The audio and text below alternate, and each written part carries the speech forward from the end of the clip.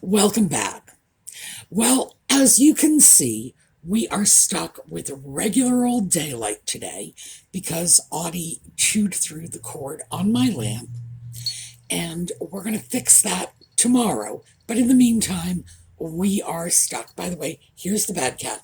In case any of you are wondering, this is what a really naughty cat looks like. Yes, all right, fine, I love you. All right. Yeah, he just chewed right through the cord.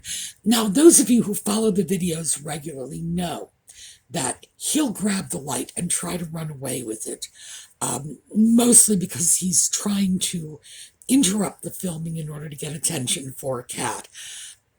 Because, I don't know, can you tell? This is a cat that never gets any attention. So, yes, absolutely ruined the light. I decided we would make a project out of it tomorrow, because it occurred to me that cords like this, in particular, modern electronics, where the cord is an integral part of the piece, if you can't repair the cord, you have to get rid of the whole piece. Now, in my case, I've already got another lamp on order. It was not expensive at all. This is just very inconvenient, but it's not a cost issue. In some cases, it really is. When Audie decided he was jealous of my Christmas tree and chewed through the cord that kept the little lights twinkling, I had a choice. I had to either buy a new Christmas tree, and that is expensive, or I was going to have to fix it. Yes, I got you. All right. All right. As you can see, we are a high-need animal. He knows I'm talking about him, and I think he knows he got in trouble for that. Actually, he didn't get in trouble for it. I just let him get away with it, scot-free, didn't even yell at him. So you gotta know, there's no lesson to be learned here. Next time he sees a light cord, he's just going to say, oh yeah, I can do this and get away with it, because I am a really bad disciplinarian. Aren't I? Yeah, I know. You get away with murder, don't you? Yes, high-need kitty. So that's what we've got on the agenda for tomorrow. And today we are just dealing with a cat. All right. Today I have some more stuff for you from Lutz Antiques. And today I thought we would do something a little different and take a look at pieces that you could have gotten from a catalog.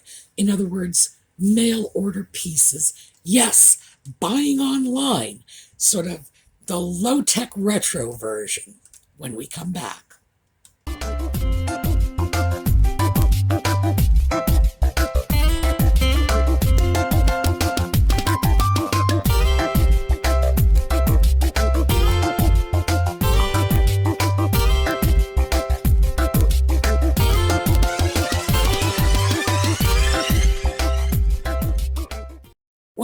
I was going to be able to get rid of Audie, but he's right here. He is not going anywhere. He simply wants attention. So I imagine he'll be photobombing the video quite a bit as we go along. So anyway, it occurred to me that most of us are now buying online. If you are lucky enough to live in a big city, or some major hub or near a major hub, you can go out furniture shopping, appliance shopping, whatever, and you can just do it in person. But most of us are buying things online these days. I know for me, even though like things like appliances, I will buy locally, I still do all my shopping online so that I know exactly what I'm getting before I even walk into the Lowe's or the Home Depot or wherever it is I'm buying it from. It's kind of the new version of let your fingers do the walking. I am buying more and more online. And a big part of that, of course, is, the pandemic and the lockdown, and we all got used to that. But it is the availability now of all of the things that I might want. It's all there. It's online. So if I want something new, which is unusual, most of what I want is old. But if I want something new, I go on my computer and I start doing all my shopping and, and I'm throwing terms in my search engines and it's all coming up. And it is so easy. And at my age, of course, I remember when shopping it was an adventure. You might end up going to half a dozen stores before you found something you liked, before you found the draperies that you liked, the sofa that you liked. And one of the reasons I learned to sew was because nobody had the draperies I liked, but I could go online. Well, it wasn't online in those days, it was through catalogs. It was sort of the low-tech online. I could go through catalogs and get the fabric I liked from all over the country and make my own. And now I don't even need to do that. I can just go online, buy it. Somebody else has done the work. Ain't life grand? But I thought you might enjoy taking a look at what catalog shopping was like 150 years ago. So let's start with, and this was, he's still floating around. This was the piece that got me started on this. This is a beautiful turn of the century oak sideboard. Let's take a look. Well, this one is huge and I am in a small aisle. So we're going to have to do this in stages. Very nice, very ornate sideboard here. Let's move down. Oh, well, before we do, look at the beautiful graining. Right down here are doors and drawers, and oh my. $4.95, solid oak sideboard with bevel mirror. I am going to put a date on this of about 1900. This looks like a turn of the century piece to me. Pieces like this were factory built in the northern Midwest. They were affordable pieces of furniture for the average family. Now, this one was not, this was not for a poor family. This would have been for an average family of means without being really wealthy. This is beautiful.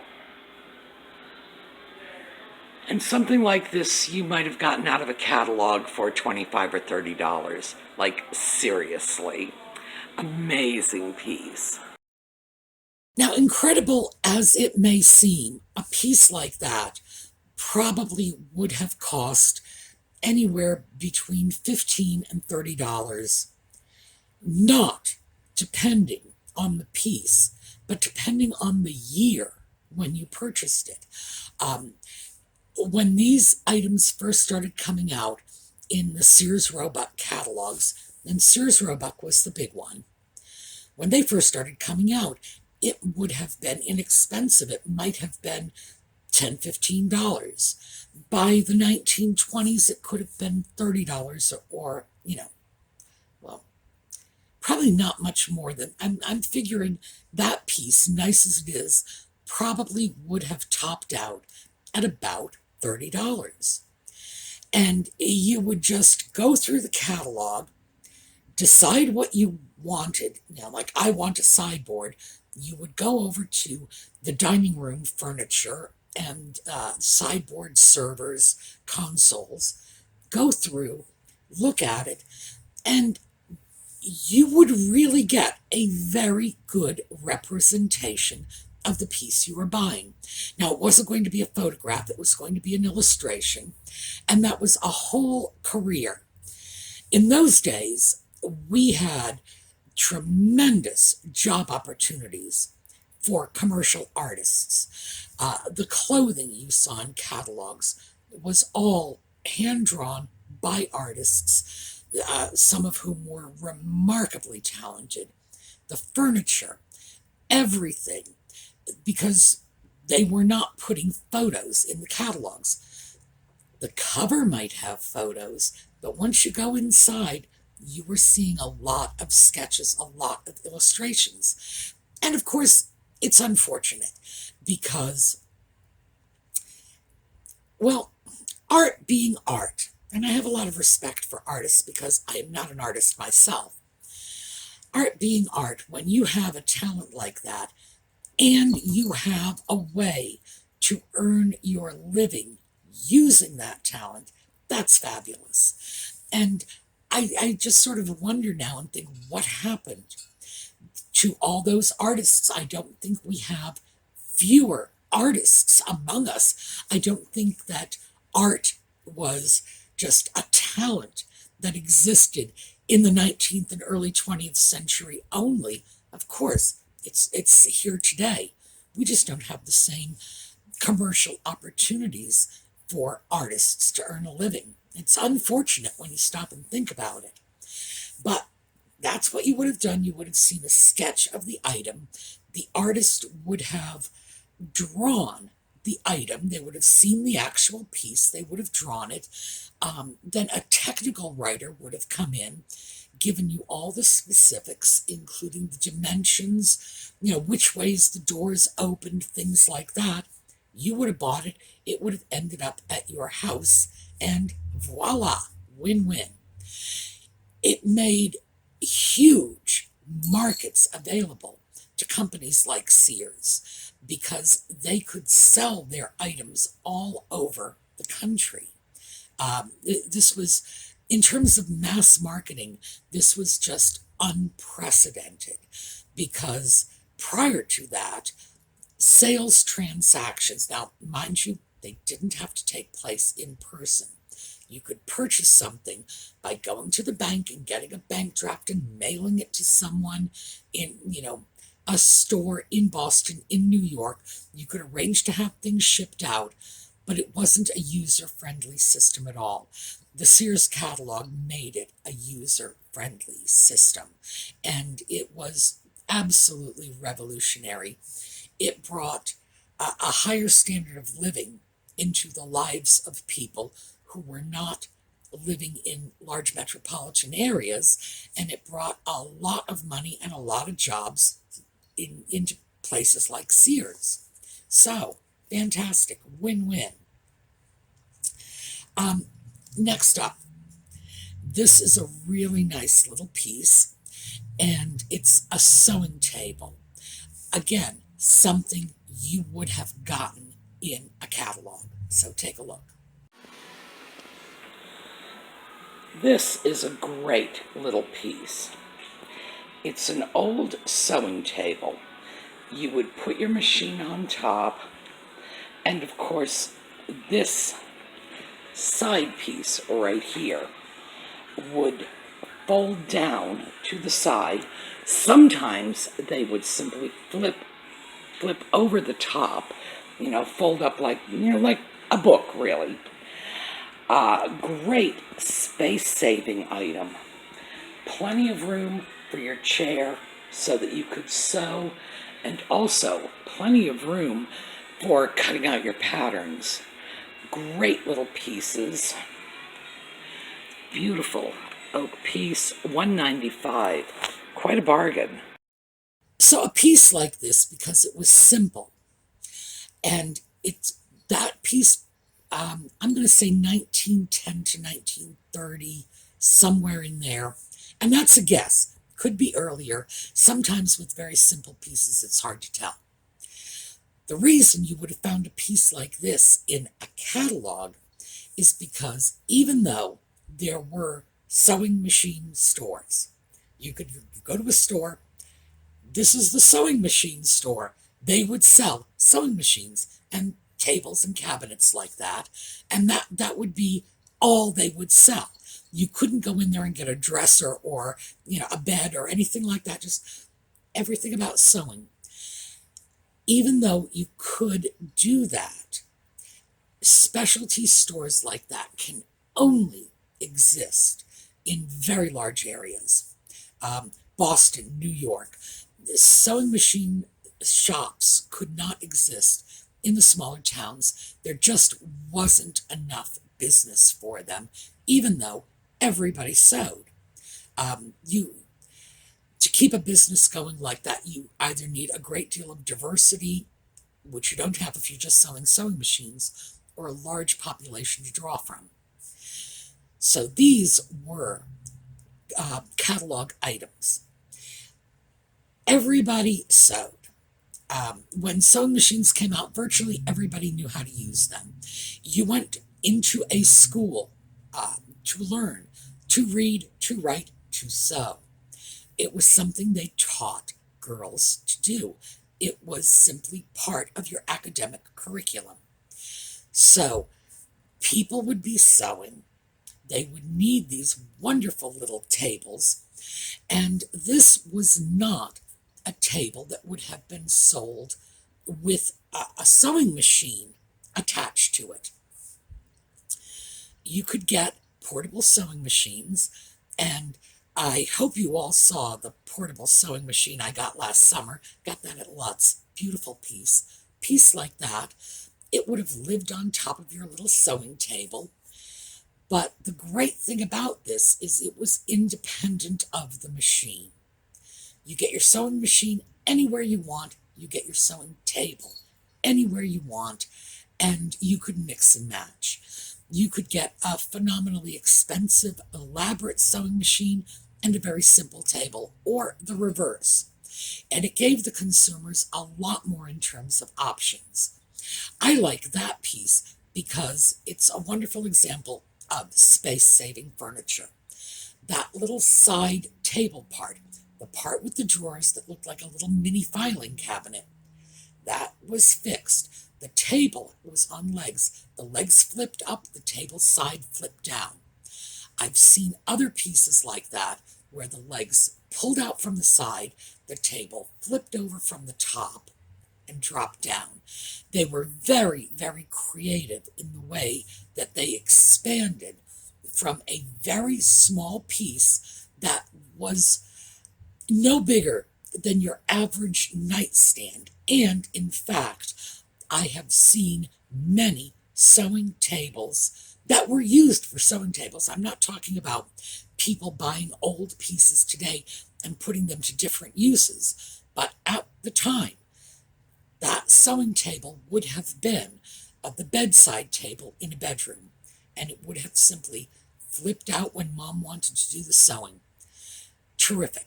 Now, of course, keeping in mind that that would be a great thing to do today, to use a piece like that as a night table next to the bed and flip it out, not necessarily for sewing, but wouldn't it make just a great writing desk too? Terrific pieces. I thought that piece was absolutely great. I was so tempted to buy it. That was a particular kind of catalog piece that was just wildly popular because it was the sort of thing that, gee, if you were going to get it, it was going to come from a catalog. So let's take a look at one more, and this is going to be the last of our case pieces, and then we're going to go on to different kinds of catalog pieces. Let's take a look at this. Some of you may remember this from your childhood. So for those of you from my generation, here's a blast from the past. Do you remember the line of Sears Little Girls Bedroom Furniture? The Sears Bonet series? This is the desk. You can have it for $165 and relive your childhood memories. Yes, this was the Sears Bonet line of furniture. I I have no idea where they got that name from. Sears just made up names and attached it to their furnishings. Things like Kenmore. Well, and I know where they got Kenmore from. I believe that is George Washington's mother's estate. They would take them from colonial America and, just, they were looking for very white bread American names. Bonet, obviously, they were looking for a rather Frankified name. Who knows? I probably saw that set or pieces from that set in about half the bedrooms of my friends. That was so wildly popular. It was this sort of white or off-white and gilded, and it had the canopy bed with the little pink canopy. It was just...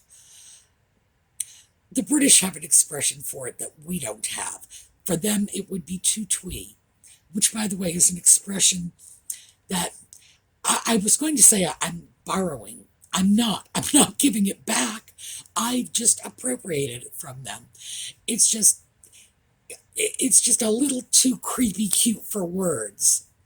And that was all over.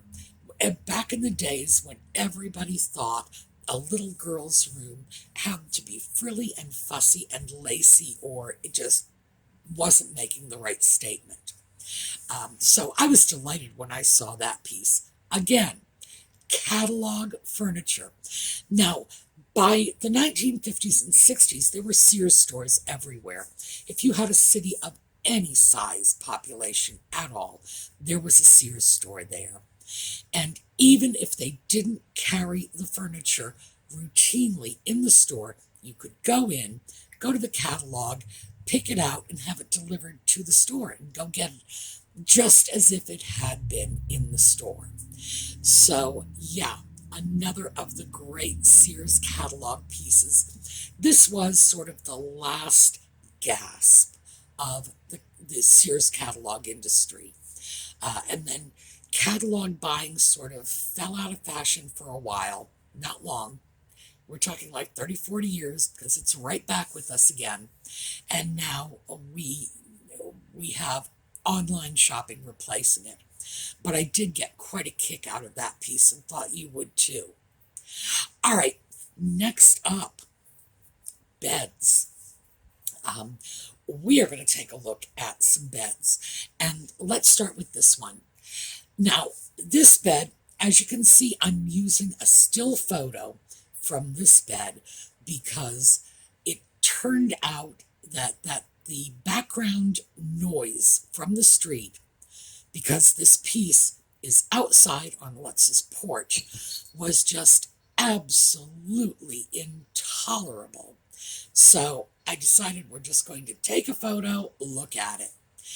This is a wonderful sort of antique iron bed. Pieces like this. Now, when I say iron, I'm using that term rather loosely. Most of the bed would have been made with iron, but all kinds of other metals would have been used. The little embellishment, leafy, flowery things might have been made out of tin. You would see all kinds of metals used because these beds were designed to be painted.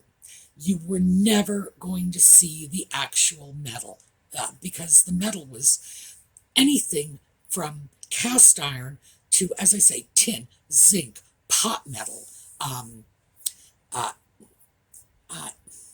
antimony, that's what it's called. Gosh, I was trying to... Antimony is called everything from pot metal to monkey metal, white metal. I've heard it called white metal too. Everybody's got their own little nickname for it. Cheap metal, you don't want to drop it on the floor because it will shatter. All kinds of metals were used. The metal was never going to be seen. These pieces were designed from the get-go to be painted. And very often people will buy pieces like this and they will say, well, I'm going to strip this down and I'm going to find brass underneath, or I'm going to find... No, you're not. You can strip it down, but you're going to end up painting it again. So that's just how it worked. Very decorative. The metal allowed them to do some just wonderful things with flowers and, you know, the rosettes and the leaves and the scrolls and the swirls. Very decorative. Beds like this started gaining popularity in the 19th century, probably about maybe 1870. I think they started gaining popularity. By the turn of the century, they were just the cat's pajamas. And they continued to be wildly popular going right into the 1940s. By the 1950s, when we came out of the Second World War and our manufacturing tended to turn more to wood in terms of home items, the taste changed. We went over to wood. They started falling out of fashion. Still, you can see a great many pieces like this. And Lutz, ordinarily, I don't think I've ever been there when they haven't had at least one or two of these beds. Some of them just really, really nice. And before we break away from this, let me just mention, take a look at the brass and iron bed next to it, because we're going to take a look at that in a couple of minutes. Okay, terrific. What you do with a bed like that is you take it home, you strip it down. Well, and you don't have to strip it. If it's got a good solid coat of paint, usually you can get away with buffing it, sanding it, just getting any rust or grunge off of it, dealing with any flaking paint, and then just repaint it. As I say, they were intended to be painted. You can do all kinds of things with them. I see beds like this in decorator magazines, painted like shock blue or turquoise, fuchsia, purple, whatever. And they are stunning. They make a room. Just amazing. So let's take a look at another one. I was very tempted to bring this particular bed home simply as a restoration project. I did not. It's a good thing because I've got too many restoration projects going, but wonderful, wonderful bed. Let's take a look.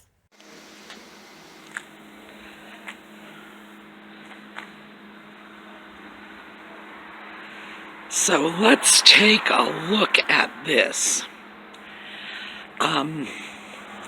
This would be a great restoration project.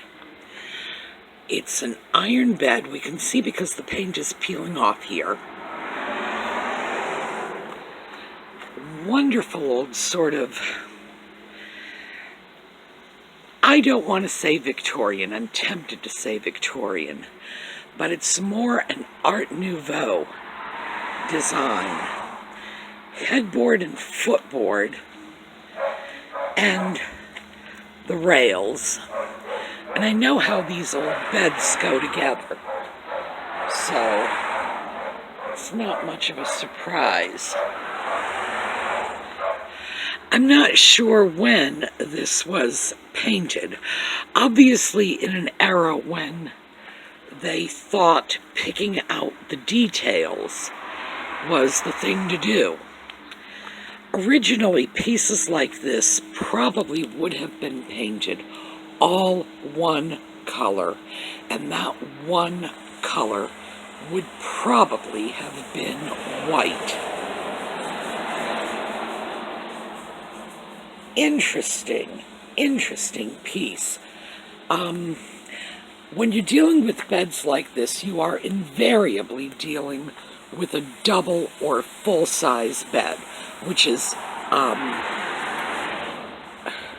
right across here. It's like 54 inches is a double bed size, and then you go up to 60. It's only another 6 inches, and that's queen.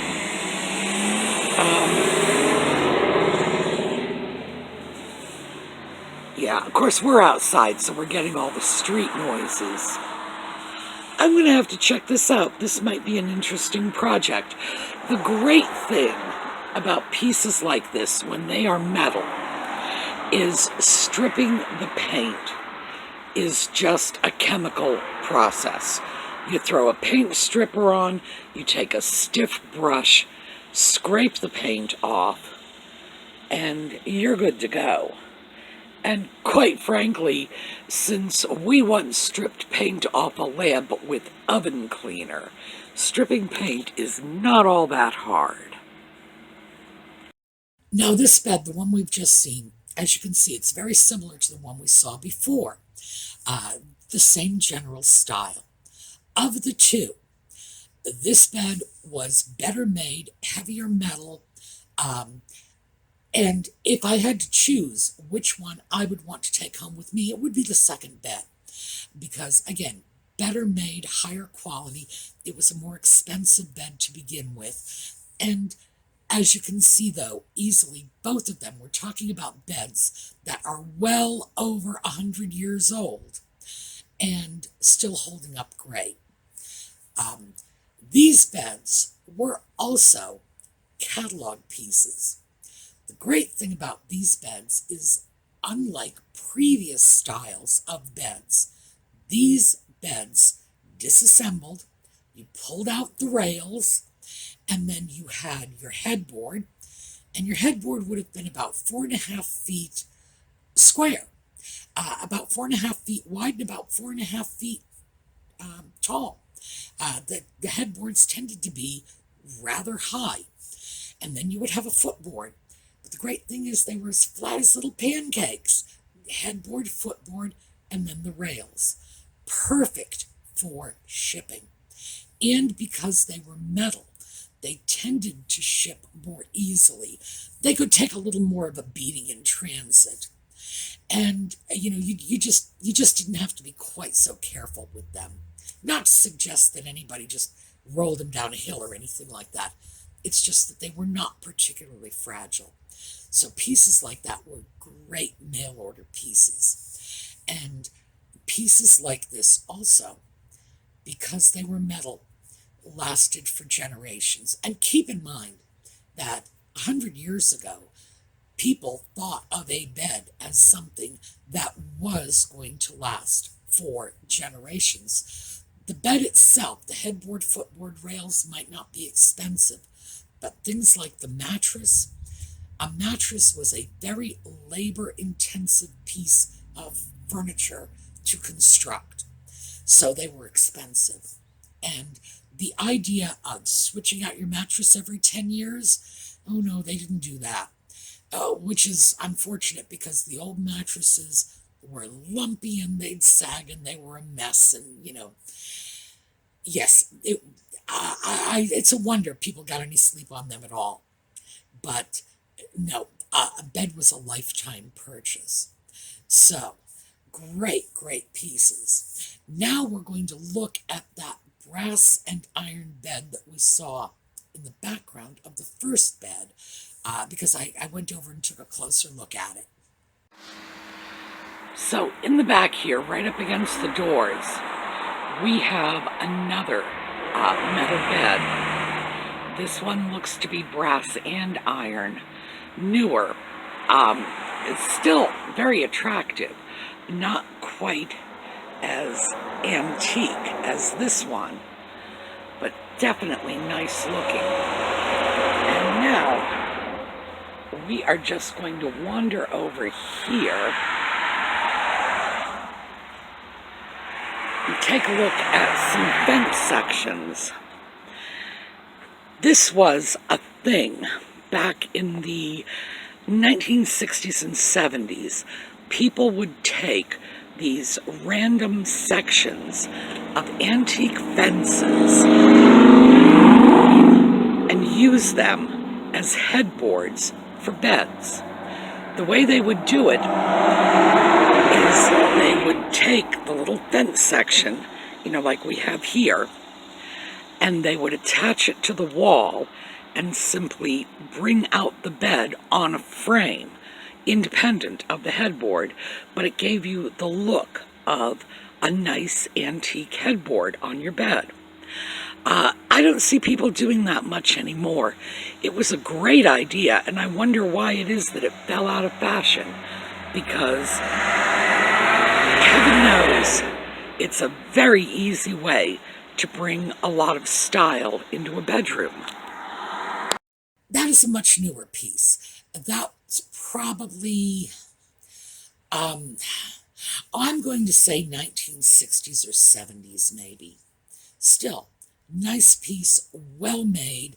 Again, generation pieces. I did want you to take a look at the fences, because that was something that, as I mentioned when I was filming, it became a thing about 50 or 60 years ago. You could just take a section of iron fencing. Now, you would have stripped it down and repainted it, because shabby chic was not a thing then.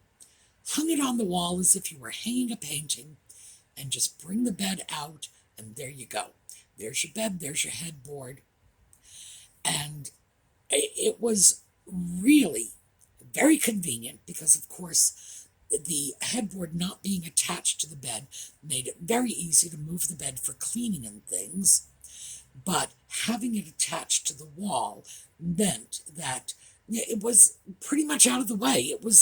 It existed like a piece of art rather than a piece of furniture.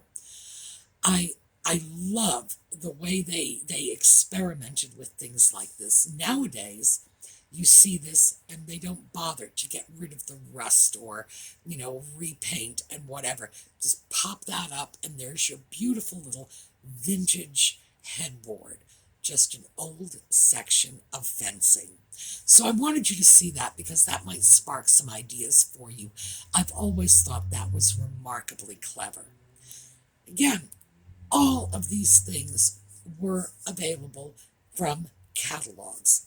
And it's not just a question of, oh, well, they were available in all kinds of ways, but you could get them in catalogs too. No.